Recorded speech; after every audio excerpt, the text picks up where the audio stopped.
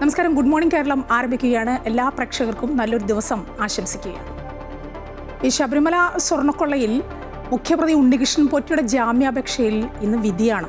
കട്ടിളപ്പാളി കേസിൽ 90 ദിവസമായി റിമാൻഡ് പിന്നിട്ടതോടെയാണ് കൊല്ലം വിജിലൻസ് കോടതിയിൽ പോറ്റി സ്വാഭാവിക ജാമ്യം തേടിയത്. മുൻപ് ദ്വാരപാലക കേസിൽ സ്വാഭാവിക ജാമ്യം പോറ്റിക്ക് ലഭിച്ചതാണ്. അപ്പോൾ മറ്റൊരു കേസും കൂടി ഉള്ളതുകൊണ്ടാണ് ജയിലിൽ നിന്ന് പുറത്തിറങ്ങാനാവാതിരുന്നത്. കട്ടിളപ്പാളി കേസ്, അതിലാണ് ഇന്നിപ്പോൾ വിധി വരാൻ പോകുന്നത്. SIT കുറ്റപത്രം സമർപ്പിക്കാത്തതിനാൽ ഈ കേസിലും പോറ്റിക്ക് ജാമ്യം ലഭിക്കുമെന്ന് ഉറപ്പായി കഴിഞ്ഞിരിക്കുകയാണ്. ഈ സ്വർണ്ണക്കൊള്ളയിൽ ഇതിനോടകം 3 പ്രതികൾ ജാമ്യം നേടി പുറത്തിറങ്ങിയിട്ടുമുണ്ട്. ഏതായാലും നിയമസഭയിൽ പ്രതിഷേധം കടുപ്പിക്കാൻ തന്നെയാണ് പ്രതിപക്ഷത്തിൻ്റെ നീക്കം. ഇന്ന് രാവിലെ 8 മണിക്ക് സഭാ കവാടത്തിൽ പ്രതിഷേധ മാർച്ച് നടത്തും പ്രതിപക്ഷം. SIT അന്വേഷണത്തിൽ പൂർണ്ണ തൃപ്തി എന്ന ഹൈക്കോടതി വിധി ഉണ്ടായല്ലോ, അത് ഉപയോഗിച്ച് അത് ഉയർത്തിക്കാട്ടി പ്രതിരോധിക്കാനാണ് ഭരണപക്ഷത്തിൻ്റെ നീക്കം.